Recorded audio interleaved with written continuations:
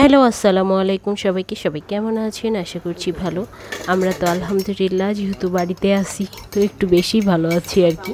তো এখানে সকালবেলার কফি বানাচ্ছি। ইদানিং কফি খেতে বেশ ভালোই লাগছে। হ্যাঁ, যেহেতু গরুর দুধ দিয়ে খাচ্ছি তো মাঝে মাঝে কফি খেতে ভালোই লাগে। অনেক দিন ধরে ওইভাবে কফি খাই না, খালি চায়ের উপরেই ছিলাম।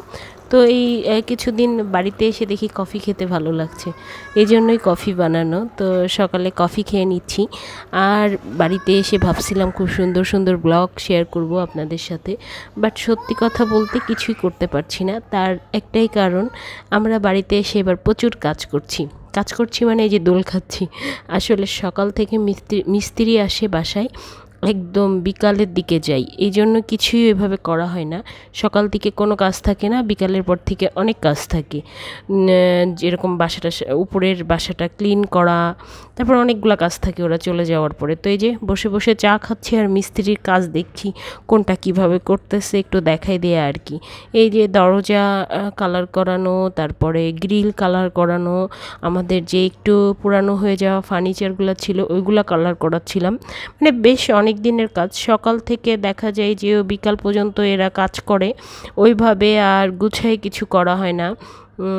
ইভেন আমি দেখা যায় যে বিকালে গোসল করতেছি, ওরা থাকাতে ওইভাবে গোসল টোসল দেওয়া যায় না, তারপরে ওইভাবে ক্লিন গোছানোর একটা ব্যাপার আছে। তো প্রথম দিকে মোটামুটি ভালোই ঠান্ডা ঠান্ডা ভাব ছিল। এই 2 দিন ধরে এত গরম, মনে হচ্ছে কবে বাসায় যাব। মানে এই গরমটা সহ্য করতে পারছি না, কারেন্ট চলে যাচ্ছে। আসলে আমরা থাকি না তো এই জন্যই মনে হয় আরও বেশি গরম লাগছে। তো আমাদের টিকিট কাটা হয়ে গেছে গরমে থাকবো না দেখে। আর এই যে আমাদের গাছের আম পাড়ছিল, ও 3তলার ছাদ থেকে আম পাড়ছে। তো অনেক মানে আমরা নিয়ে যাব কিছু আম, আর কিছুগুলা কাঁচা কাঁচা খাবো, কাঁচা মাখায়। তো ওই আমই পাড়ছিল। তো আমগুলো আর কি যে ছোট ছোট বাচ্চারা গুছাই দিয়ে যাচ্ছিল। তো আমি এখানে দাঁড়ায় দাঁড়ায় দেখছিলাম। তো আর কি করার, এরকম কোনো কাজ নেই। নিচে এসে দেখি মা আপা কাঁঠাল ইঁচড় এবার খাইনি, তো ওইটাই রান্না করার জন্য ছুলছে। তো আমি একটু ট্রাই করছিলাম হেল্প করার। আসলে আমি এই জিনিসটা পারি না, কিভাবে কি করতে হয়। আম্মু অথবা বাড়ি থেকে আমার শাশুড়ি মা এরাই কেটে টেটে একেবারে ভাপ দিয়ে পাঠাই, তারপরে রান্না করি খুব আরামে। তো এই জন্য বাসায় কেনাও হয় না, খাওয়াও হয় না। তো এবার তো খাওয়া হয়নি, তো আমিও দেখছিলাম কিভাবে কাটে। তো ভাবলাম যেহেতু বসেই আছি, আমাদের নিচতলায় অনেক কিছু আছে দেখার, মানে যারা শহরে থাকে তাদের জন্য দেখার। তো ওইগুলাই দেখাইতে চলে আসলাম। যেরকম আমাদের এই যে লাল কালারের গরুটার বাছুর হয়েছে, তার দুধই আমরা খাচ্ছি এই কয়দিন ধরে, চা খাচ্ছি দুধের।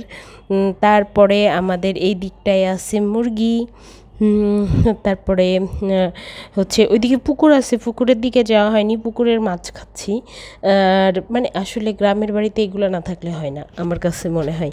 আর এই যে এটা আমাদের উঠান, আগে অবশ্য এরকম গাছ ছিল না, ছোট ছোট গাছ ছিল, চারিদিকে বড় বড় গাছ ছিল, ওইগুলা কেটে দিয়ে ছোট গাছ লাগানো হয়েছে। আর ওইদিকে যে ঘরটা দেখা যাচ্ছিল এটা আগে রান্নাঘর ছিল, এখন স্টোর রুম, মানে চেঞ্জ করা হয়েছে রান্নাঘর।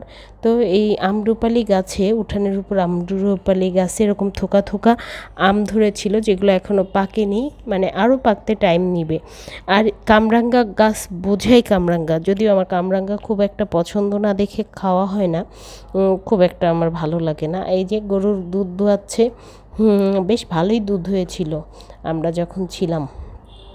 তো আর এই পাশে আমাদের গোয়াল, এখানে গরু থাকে, তারপরে যখন ছাগল থাকে তো থাকে। আর এই যে আরেকটা গরু, ছাগল ছিল, এখন নেই। তো এইভাবেই আর কি বাড়িতে কিভাবে কিভাবে জানি সময় শেষ করে ফেললাম, চোখের পলকে সময় চলে গেল। লাস্টের দিকে অবশ্য গরম লেগেছে।